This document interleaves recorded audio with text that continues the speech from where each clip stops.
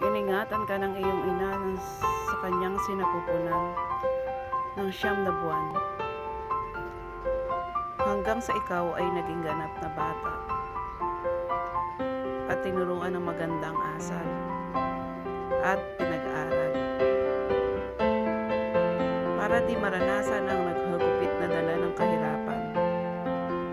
Kaya sana huwag mong kalimutan ang kanyang paghihirap. Kahit hindi siya perpektong ina. At sana mapadama mo sa kanyang pagmamahal. Dahil ang unang taong nagmahal at nag-aruga sa iyo ay ang iyong ina. Kaya dapat ang una mo irespeto ang iyong ina. Kaya bago ang ibang tao. Dahil walang ibang hinahangad at pinapangarap ang ating ina, kung hindi ang makita tayong lumalaki ng maayos at successful sa buhay natin. At sa aaminin man natin o hindi,